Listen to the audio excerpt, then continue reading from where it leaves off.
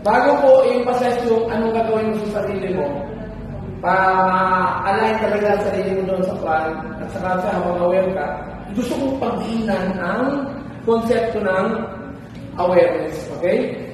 Sa awareness, dapat inaalam natin yung ating strengths at saka weaknesses. Okay? Then, yung mindset natin, sinabi ko na kanina, yung emotion natin. Dapat nakokontrol natin yung emotion natin. Mahalaga yun. Okay? Kasi ang emotions natin, yun ang naglalabas ng pwersa papunta sa universe at babalik yun sa atin. Kasi lahat ng nilalabas natin, bumabalik sa atin. Kaya bantayan natin yung mga words na lumalabas sa bibig natin. Di ba sabi kanina? Dapat ina-align yun sa success na gusto natin. Kasi paglabas ng bibig na, babalik sa atin yan. Babalik sa atin. Lahat ng mga bagay na nilalabas sa mundo ito, bumabalik sa atin. Kaya ang palabasin sa bibig natin, yung gusto lang natin. At saan nakakatulong sa kapwa. Okay. Ano ba yung muna natin awareness na dapat isipin? Siyempre yung personal awareness, tama? Pangalawa, yung tinatawag na market and industry awareness. Aware tayo dapat sa nangyayari sa industry natin. Tulad niyan, maraming naninira sa network marketing kasi hindi na naiintindihan. O, di ba? Ngayon, ano ang solusyon? Yun ang ginagawa ko. Kaya may libro akong ginagawa ngayon para maliwanagan ang mga isip ng mga hindi naliwanagan. Okay? So, at saka dito, dapat aware ka sa mga target mo na audience. Sino ba yung gusto mong tulungan? Then, yung kumpanya at saka products natin, aware tayo sa ganon. Then, ano bang nangyari pitin siya? Kasi may mga lumalabas na yung mga scamming, di ba? Ang iba naman, nagtatayo ng sariling negosyo kasi gustong malampasan ang income ng may-ari ng dating nagbigay ng million sa kanila. O, di ba? Gusto mo malampasan. So, may problema yan. Kasi may balita na ako, balita na tayo. Nawala na. Nawala na yung nagtayo noon na may kausap kasi ako paano, kwento ko na dito. May classmate kasi ako nasa Angola, nasa Africa ba? Nagtitinda ko pa sila ng oil doon. Nagkikituan kami, dati na pala siyang member.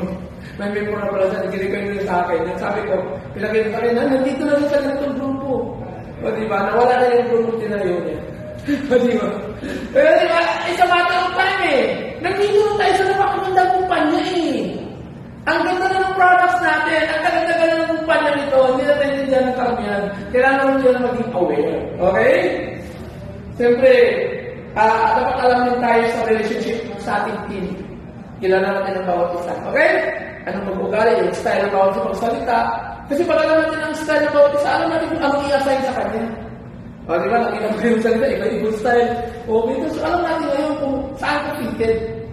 Anong department ka, anong magiging function mo sa grupo, di ba?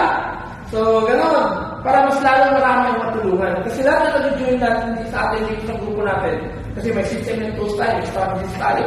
Tutulungan natin. Pero alamin natin yung kanyang strengths.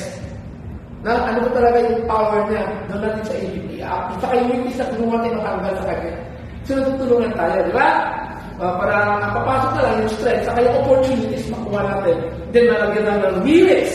Pag sinabing lyrics, ibigay sa iyo ang award na para sa iyo. Di ba? Yung pagkain natin na pinagsasaluhan ngayon. Di ba lyrics na yan? Di ba lyrics yan? Nandito tayo, nakakain tayo, di ba? Nagkuha tayo, nag-share ng pagkain, natutuwa siya. Natuwa din yung makakain. Bakit? It's a blessing. It's a lyrics. Award, lyrics yan. Yung rank, di ba? May mga rank tayo sa kumpanya natin. Lyrics din yun. So, dapat aware tayo sa lahat ng yun at saka paano makuha yun. Dati pa noon, pupunta na tayo sa Kwan. Sa Maldives. Together. Kasi inayos natin yung grupo natin, di ba? Punta tayo sa Boracay together, di ba? Ang dahil natin pwedeng gawin kasi nakuha lang sa naging aware tayo at ina-align natin. Okay. So, nagkakaroon kasi tayo dito ng proactive growth. Then better decision making, stronger relationships ang nag-develop at aware tayo. Increase resilience, nagiging matibay tayo. Kasi kung may nahihirapan, na-encourage. Kasi, di ba, nagtutulungan tayo, namomotivate. Then, effective leadership na di-develop dito. Kaya, magiging leader lang. Yun naman talaga ang aim ng network marketing business, nag-develop ang sarili maging leader.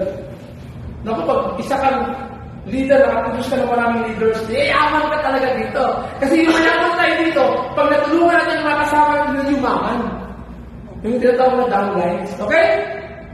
Hindi tulad ito sa ibang kumpanya na yung mayaman may-ari lang. Dito, marami tayong natutulungan gumanda ang buhay. Hindi lang ikaw na nagsimula. Kaya yan ang gusto ko sa network marketing business. May natutulungan man, habang tinutulungan mo yung marami, kung nauunlad sa buhay, umuunlad ka rin. Hindi tulad sa ibang negosyo na ang mayaman yung may-ari lang. At wala siyang pakialam pag lumanin siya empleyado. Kasi ang focus na niya, simaman lang siya. Kaya kung ikaw ay empleyado, pinapayaman mo yung may-ari. Pero hindi ko nasabi masama ang employment ha. Magandang training ang employment. Magandang training yan. Okay? Training kami para magaling ka. Alright. Yan ang dapat natin alamin sa tinatawag ng personal awareness. Ngayon, pag-usapan natin ng sunod, mamaya.